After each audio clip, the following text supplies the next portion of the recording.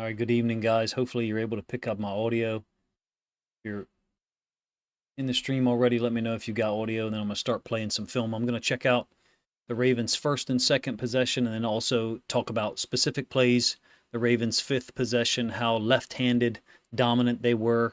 Pretty much for the entire possession, it makes sense. The offensive line on the right side, significantly less effective against the run and the pass as well, generally.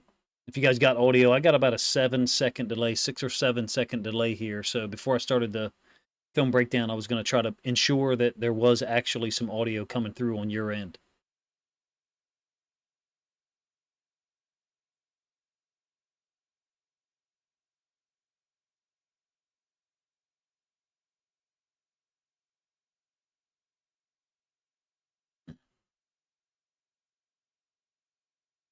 All right, so what we're going to do here is take a look at the majority of the plays on the first two drives, and then the fifth drive as well. I'll let some of the film start flowing through. If the video is choppy, then please let me know. I have spent about an hour trying to fight with my streaming software to ensure that it'll actually work. Again, there's probably about a 6 or 7 second delay that you guys are operating off of in terms of what you see on your end. So what you got here is a dual read concept where Lamar and Isaiah Likely are reading Micah Parsons.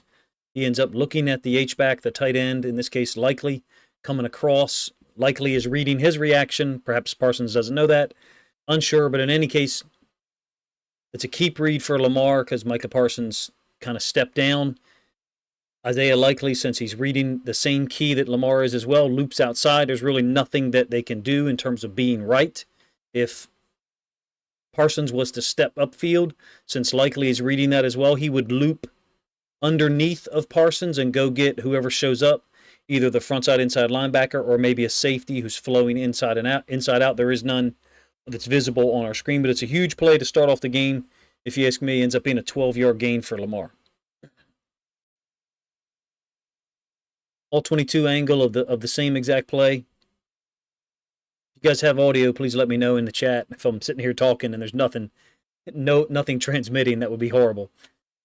Like I said, I fought with my streaming software for like an hour to get a countdown going, to get this actually running. So it's been a long time since I've been able to successfully get one of these streams accomplished. Dual read play, like I said, you can see Micah Parsons' face mask looking directly at Isaiah Likely, almost as if he's reacting to Likely. Likely's actually reading him. Later on in the game, perhaps there's a misread of this one. First play of the game, pretty productive for the Ravens. Again, to their left side. Thank you guys for letting me know that the audio was good. Haven't been able to do live streams so far this year for a lot of reasons. Number one, my streaming laptop is very underpowered. And number two, when I have attempted to do so on an unlisted manner, it's not run properly. So I was able to finally watch a couple of videos and get the settings going. Still first possession. Like I said, this is second play. Instead of a dual read out of 12 personnel, because you do have you do have Andrews and Likely to the boundary. Instead of Likely's feet being here and working across and reading the M-man on the line of scrimmage with Lamar, it's an arc release. Conceptually, it's the same thing. They're getting Likely out in front. I believe that him and Andrews are possibly going to work a combo double on the safety down here if Lamar keeps it. The defensive end kind of half-mans it, meaning he doesn't step down violently. He doesn't run upfield. He just reacts to Lamar. Maybe it's a little slow developing. I had it labeled as a misread at first. I'm not so sure it's a misread and just not a nice play by the defensive end. I think it's Lawrence. Third play of the game, another option concept. After that 2-yard run by Henry, QB counter read, most people call it bash. It was kind of interesting to me to hear not necessarily Tom Brady, but the other announcer talk about ball fakes. They're not ball fakes. It's a read. It's a mesh that's by design that you practice. And we've all seen this enough at this point over the last 2 or 3 years. With Lamar, you've got pulling linemen from the boundary, Kolar arc releasing up to the first defender that's a forced defender, over to our left-hand side. Really clueless behavior by the defensive ends for the Cowboys. Zimmer is a longtime NFL defensive coordinator, accomplished a lot of things in the NFL. These guys were really not prepared for the style of play that the Ravens could offer. The Ravens aren't just an option team. but those concepts came pre-installed with Lamar when Todd Monken showed up. And at times when we need a win, this was playoff mode, if you ask me. This was almost a cold weather type strategy in terms of running the football so much. Lamar reads it correctly. This is the same play from the all-22 angle. If you guys still have audio, please let me know. You can see how much space is created. Kolar working up to the safety. Basically, Tylan Wallace is just running off, digs the corner. Cowboys are kind of lucky this didn't go for more. 13 ends up redirecting. 17 or 18 yards for Justice Hill, again to the left side. It's pretty obvious what we were doing early on, trying to get things going to the left side. And now that we've conditioned them to the left side run, this is, of course, the play action on the ensuing play to Kolar. Delayed release by Kolar, engaging the defensive end. Fake. Thank you, Ramsey. Appreciate it, man. My streaming laptop is incredibly underpowered, so trying to ensure that it is in operating condition to handle a stream that could go 30 or 40 minutes is a concern. So the fake toss action, look at all the flow you get from these guys. No one staying with the tight end in terms of a visual key. Flowers is running off Carson. You also have Bateman running the over concept, which we completed later on. Kolar wide open in the right flat. It's a beautiful first drive. I don't know about you, but after watching the first two drives and then observing some of our offense thereafter, there did come a point where I was like, okay, we're out of our scripted plays, we're out of our game plan, and we're now just calling the game. I thought you saw a significant drop-off after the second possession for the Ravens in terms of speed of execution, how confident the players looked. I don't know about you. I'd like to see us almost come back and run the same damn plays again. So this is an unbalanced look on the first possession. It's a 1st and 10 from the 9. We have a tendency to run the football to the unbalanced side. So this is a cool concept, if you ask me. Keeping the defense honest. Parsons steps down with the read man. It's dual read again with Likely. Looping to the outside. I kind of covered this in another video I did earlier this week. You guys have any questions with there is a delay, so I could go back to a specific play if you had an observation that you wanted to make. I really feel remiss in not understanding how to set up the audio reaction time for you, meaning such that you can react quicker than a 6 or 7 second delay. So that's part of the reason why I have both angle views here, so that if I move forward to the next one and you have a question or you have an observation, something you think I missed, feel free to mention it. The fact that so many plays are run to our left here, I think is pretty likely. Pretty likely intentional, I should say. Not only do you have the dual read with Likely, but you also have the release by Andrews. And I love the fact that those two guys are blocking well in terms of effort on Sunday. I believe Kolar played more snaps than both of them individually. I could be wrong. 6 Ramsey, I think that's it's not Oliver. They didn't do a good job, if you ask me, at the third level. I think this might be what you're talking about, Ramsey. They didn't do a good job of reading and reacting and getting involved in the run game at all. I was really surprised because I feel like there's some talent on that side of the ball for Dallas. I know they're missing Bland. He's out for a long time, apparently. But it was a little surprising to me to see how easy this was. This seemed to be the kind of game where the Ravens, I think, could have scored 40. And I don't mean to be arrogant the way that I say that, but watching how easy it was to execute some of the stuff, I feel confident in that observation. All right, second possession. We're up 7-3 now. 1st and 10 from the -30. And we go 21 personnel for 5 yards. Again, it's to our left. It's so crazy. For years, I've called us a right-handed football team. And you know, a lot of teams are right-handed. The quarterbacks are right-handed, right? I mean, the overwhelming majority are. So oftentimes you're going to get guys that are more comfortable. But from a play-action standpoint, with a right-handed quarterback, I don't know about you, I've always felt like it made sense to be more run-heavy to the left so that the quarterback boot could bring you back here to his right hand, his dominant side. I don't know if I said that in a way that makes sense, but so I'm glad that we are running the ball to the left a lot. I'm not really glad for the reason why that is.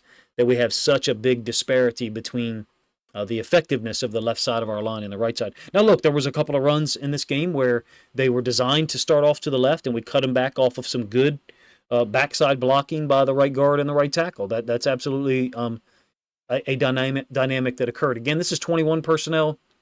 I think we've got to get away from running to Ricard so much, in my opinion. And I've said this for many years, that yes, he does a good job blocking at the point of attack, no problem. But I'd like to see him used as a decoy a little more often, whether it's in motion or putting him and Kolar on different sides. I wonder what the run-pass ratio was with Kolar on the field. It seemed pretty heavily skewed towards the run, if you ask me. Lil Malk, wow, I agree.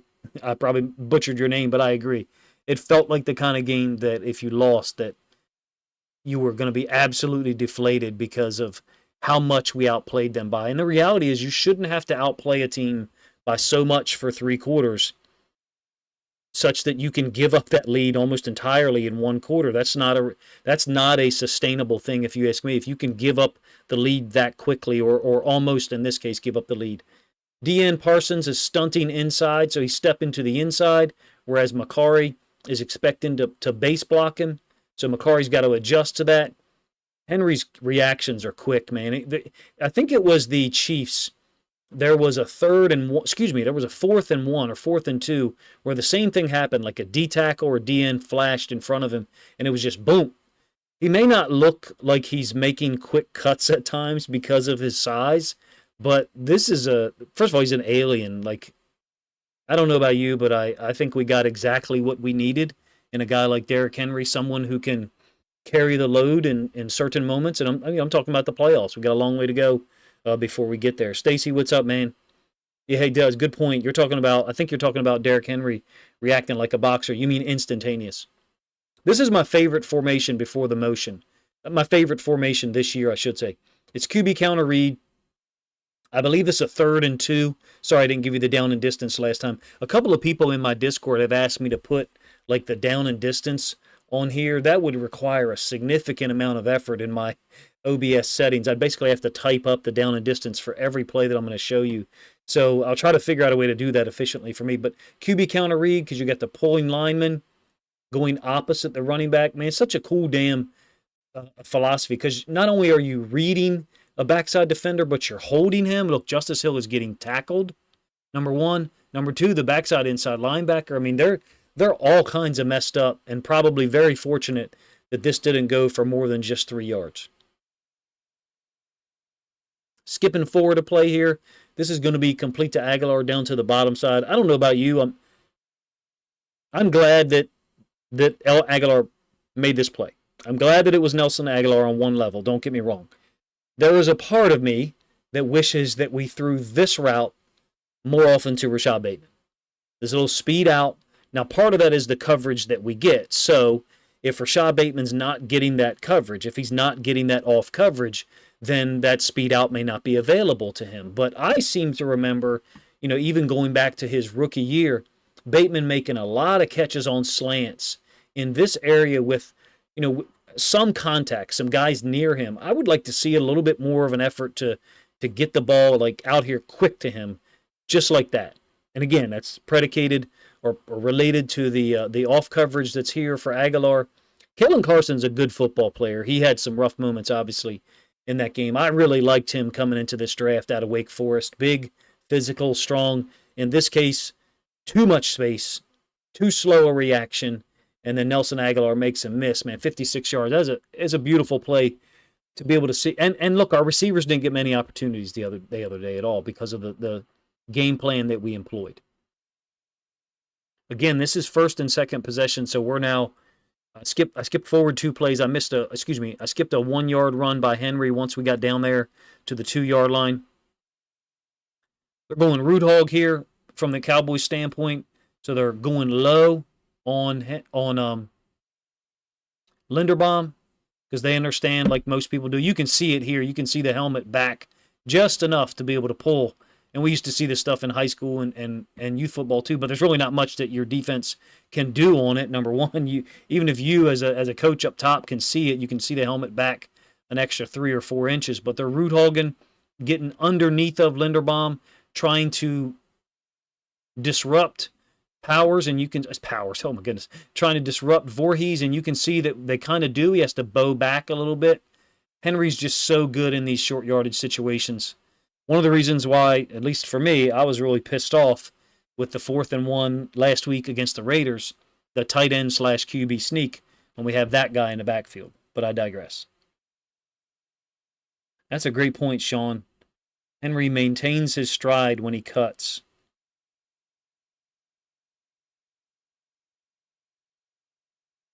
All right, so we're going to move forward here. This again, I'm kind of testing my my computer setup. So this is going to be 5th possession, the almost exclusive left-handed drive that we had to go up 21-3. Those first 2 drives, I felt like they were scripted. I felt like that was plays that we had set up, and we talked about this in our Discord. Stacy's in here; he can kind of vouch for this. We talked about there definitely was a moment in time where we felt like we had gone away from the script.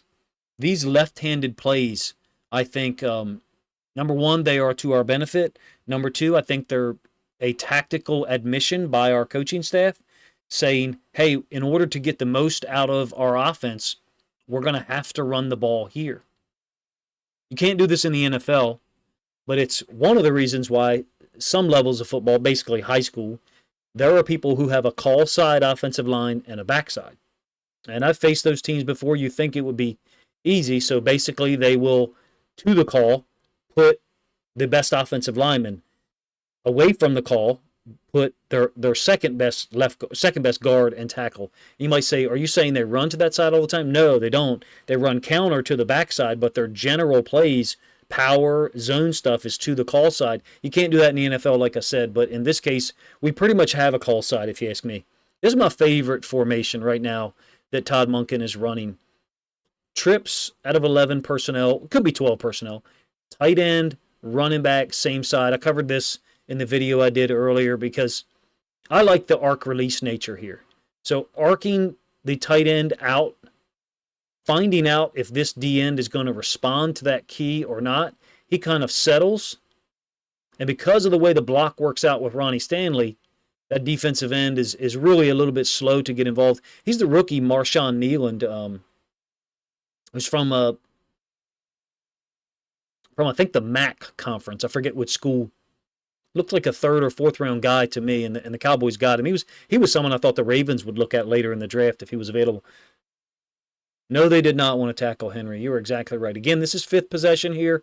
We're on the second play where we're running to the left side once again. Look, it ends up being essentially the same formation. This is just a different concept to accomplish the same goal, which is run away from our right-hand side. And by the way, it's pretty ridiculous that Micah Parsons is the guy who ends up making this tackle. This is one of my favorite schemes that teams run. I call it down sweep. And it's an unusual explanation for this. Down in the wing tee, which is pretty much how I learned football from a terminology standpoint. I didn't coach in the wing tee, but coaching against it, the terminology, and the smartest coach that was ever kind enough to give me time and help teach me the game taught me that terminology. Down is generally a down block by the tight end, down block by the tackle, and then the play side guard pulling and kicking. And so you're running off of that kick out block. You're running in between the wall of blockers, on the down blocks, and underneath of this kick out block.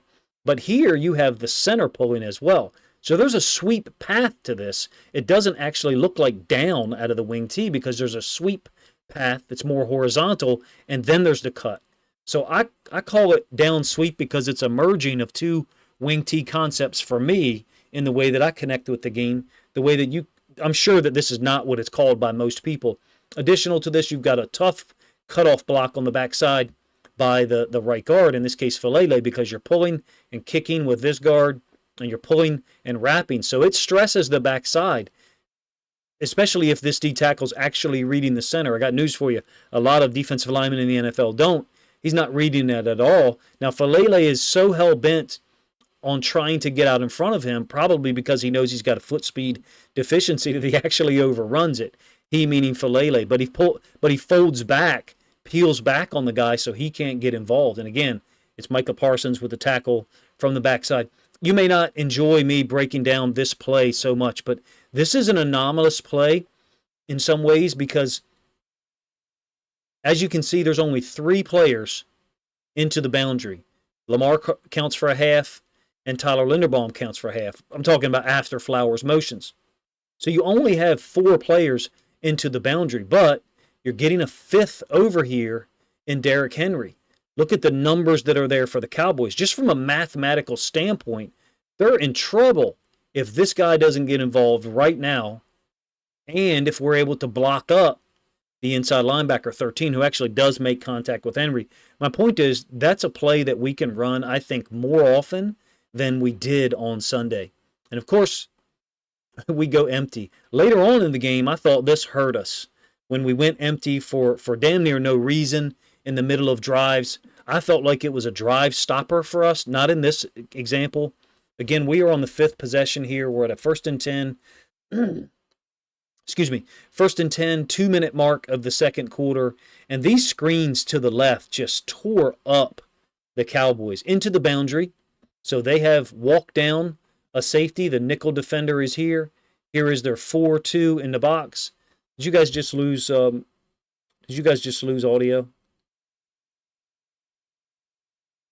As you can tell, I'm really paranoid about the quality of the stream here. So this is empty out of 11 personnel for us, so they're in their nickel defense. The boundary side safety has walked down. They're just in a shit ton of trouble here. That we are working up to the boundary side safety. Linderbaum has sealed off. Stanley has sealed off. There is just nobody there at all. Fortunately for the Cowboys, I think it's the free safety was able to get involved in the play. This one goes down for 13 yards into the boundary, and we felt so confident about these screens that we went right back to a screen to the same side.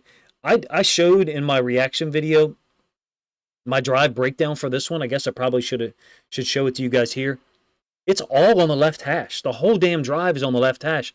I seem to remember a drive against the Bengals last year, early in the season, and another drive, maybe the 49er, excuse me, no, I'm sorry, the Lions, where we spent the entire drive on the right hash. So it's just so crazy that that dynamic has flipped. I think it's also an illustration about how well Ronnie Stanley's playing over there. Let me know what you think. I think he's playing spectacular. Is he at 2019 levels, pre-injury levels? I'm not sure, but he's playing, I think, at an extremely high level. 11 personnel again, and even worse situation for the Cowboys. We've got 2 into the boundary, Flowers and Likely.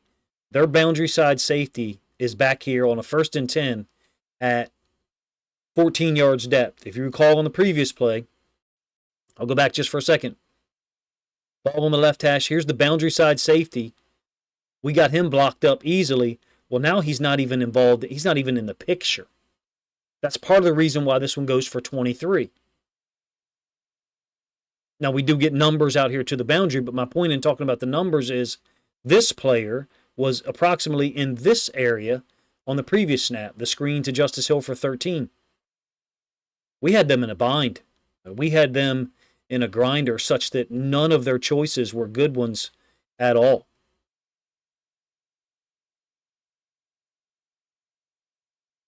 How crazy is it that we ran screens effectively against a team with a dynamite pass rusher like Micah Parsons? Remember all the times we tried to run screens for a couple of years and they were really, really horribly developed?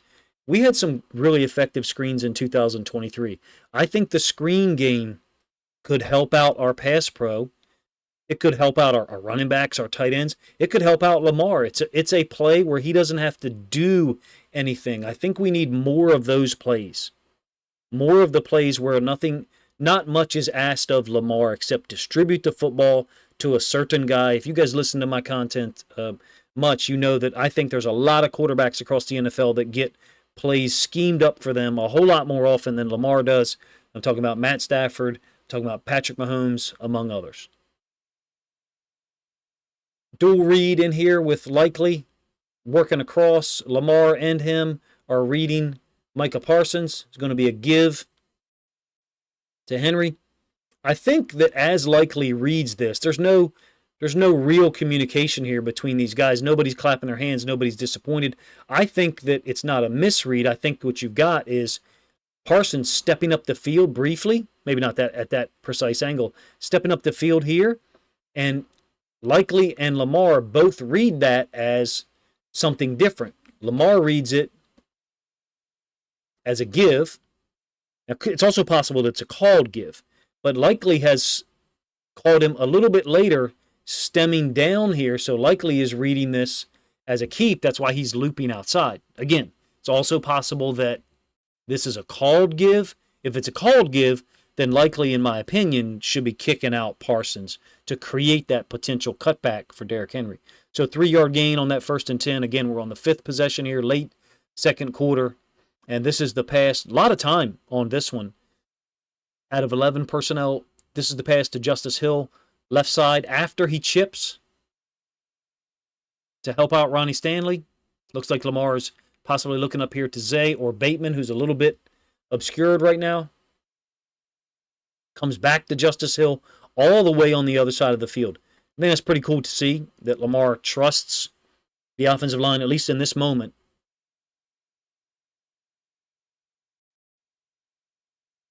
To look to the top side initially.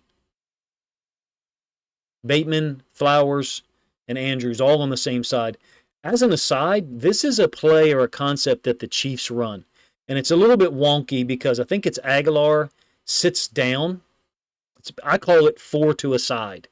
So Aguilar is going to run. Notice also, too, Aguilar is the backside X again, and Bateman is over here to the read side. I think that's a good thing. Aguilar kind of sits down right here. Andrews ends up sitting down in the same vertical path, the same seam, essentially, for Lamar. That's not a good thing. But what is a good thing, if you ask me, is we're getting 4 to a side, which most zone defenses cannot account for if we're able to sit in the correct spots. In this case, both of them sat in the same lane. I don't think it's necessarily anyone's fault. My suspicion is we didn't have 4 to a side. I didn't see 4 to a side run by us at all in 2023. So it could be something that we picked up after the Chiefs ran it so much against us in week 1. But really cool, Lamar comes back to Justice Hill to the backside to basically what would be, I'm not going to say it's a 5th option, but it's the 5th receiver here. It's away from the 4 to a side. Hopefully I explain that in a way that makes sense. I skipped the little short pass to Bateman underneath where Parsons gets a pretty physical hit on him. Bateman in the slot again. I'm interested in these times where we have Bateman to the trips and Aguilar backside. I understand that there'll be people who will say, well, Coach, we're going to get single coverage back there with Aguilar. He's not going to beat anybody. Well, he did just beat Kalen Carson the other day. Kalen Carson's a rookie. I like the adjustment by Bateman, who crosses. First, he crosses the face of the inside linebacker, which means he goes to the inside shoulder. And then once he gets here to 6, the free safety, he brings this back, kind of settles down near the O in Cowboys. Easy catch. Easy throw for Lamar. We're going to see this stunt a lot, probably this week, if you ask me. Rousseau, Von Miller are both quality defensive ends / outside linebackers, whatever you want to call them. And we're going to see this stunt on our right side until we consistently stop it. And what I mean is this defensive tackle kind of getting upfield and this defensive end looping underneath. In this case, Lamar senses it. Maybe Lamar gets out of there, some would say, a little bit too early. But he knows what he's got. Easy completion, awesome play. You get better angle at the stunt here that I'm talking about. That's beat us. Max Crosby beat us with it on that big sack late in the game when we were unable to possess the ball ahead against the Raiders. Falele does a better job here than he had so far. That's a good thing. But I mean, you couldn't do worse than he had prior to the Cowboys game on that particular stunt. It was basically a free run for guys who've been able to do that. Pretty cool to see Bateman get a touchdown so easy without having to work so hard. You guys have to let me know if you like the style of stream that I just did, whereby I try to go through possessions. I wanted to do a standalone video that wasn't to stream for this, but had no time today to try to coordinate that. Jahai, first of all, that's a good question. I don't recognize your name being in a stream, so really good question for someone who I just saw in here for the first time. So thank you. Yes and no. I would say generally yes is the answer to that, but there can be times where a team takes their quote X receiver and puts them to the trips intentionally. There's also times where, particularly we do it a lot, where we read the backside and it's just snag flat or slant flat. So, an easy concept, but we're doing that because there's really only two defenders to possibly deal with that concept to the backside. Teams try to play 3 over 2 to the backside X, but generally the X is lined up as the backside of trips, and the trips will be the quote read side. But I would say, based on my observation of the Ravens offense 2023 and then this year through 3 games, we tend to throw to the backside more often than we ever have. Under Greg Roman, I don't recall us throwing to the backside X very much at all. Stacy, no interest at all, man. No interest at all. I think my coaching days are done, especially, talking about something like that. Well, if you guys appreciate the stream, let me know in the comment section. I would like to do something like this once a week. I wouldn't want to do it on a Monday night because I know Coach Evans streams during that time. There's no reason to split the Ravens fan base and anything like that. So probably Tuesday or Wednesday night would be an opportunity for me to do this. I'm going to probably try to do the same thing here in about a half an hour for one of the Lions rookie corners, Terrion Arnold, trying to match up with Marvin Harrison Jr. Sunday when the Lions went and beat the Cardinals 20-13. If you like this one, please let me know in the comment section. If you did not, also let me know in the comment section. Appreciate you guys joining. The Kid, I'll have a preview out for the Ravens-Bills game. Hopefully I'll have one out by Friday. Bills are obviously 3-0. I don't think that they have played. They played the Cardinals. They played the Dolphins in the game. Tua got hurt, and they played Jacksonville. Do you think they've played a good team yet? I'm not so sure. I'm not saying the Bills aren't impressive so far. They're certainly scoring a lot of points, but they don't blow me away just based on the film that I've seen. Jacksonville is horrible, in my opinion.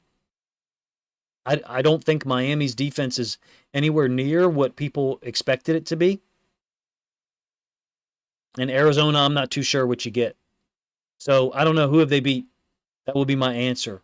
I'm not saying they're not a good team, but at this point, I'm not comfortable saying they're a top 5 team in the NFL at the end of a 17-game season. Certainly right now they are, being 3-0 with 2 blowout wins, and I think an 8-point win over Arizona, maybe a 6-point win.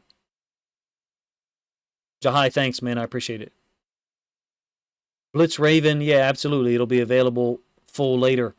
I guess maybe at some point I could do a stream where there's a Q&A thing, and I try to have film queued up such that if someone asks a question about Falele, I could go grab that and throw that up real quick, if that will make sense. The Kid, I would be worried as well. I don't mean to downplay them. I'm just not awestruck, I guess, is my point. Eric Bennett, I'm not sure. I'm not sure I agree that he's slow. I think that Andrews is fitting in the offense, and this truly is a spread offense, if you ask me, at times. I think Stacy, if he's still in here, I know what he'll say. I think if we're at our best and we're operating near our ceiling, it's a Derrick Henry-dominated offense. But we have multiple, quote, offenses that we can go to. I think we've got at least 2, maybe 3. We're used to seeing Andrews be the offense or the main guy. Do I think he can still do that? I don't know. I really don't know. I'm not sure if I can say yes or no. I suspect that he could, but we haven't seen big plays, so I would understand if someone indicated that, they didn't believe so. Ronaldo, we did Sunday. I think he would, correct me if I'm wrong, I think Lamar was under center 22 or 24 times, something like that. And I think we were either handing the ball off or it was play action. That's it. I want to see a reverse. I want to see a counter. I want to see something a little anomalous from our under center stuff. I don't want to say it has. I don't want to say that our under center offense has limited return value. I think we can continue running it, but I don't think we can do it with such a disparity in run pass breakdown as what I think I saw on Sunday. If you have the data or you know where to find it, let me know. But I seem to remember it was 22 overall plays and like 3 or 4 of them were play action. The rest were runs. Stacey, I can't disagree. I could certainly see Andrews being more effective the later on in the year that we go. I didn't anticipate questions at the end, so wasn't prepared for this. But thank you guys for offering questions at the end. If you have any more, please consider posting them up in the comment section after this finishes processing through YouTube and basically becomes a standalone video at that point. Appreciate you guys' time. If you have other suggestions for a live stream that I could do that's Ravens related, that is, let me know in the comment section.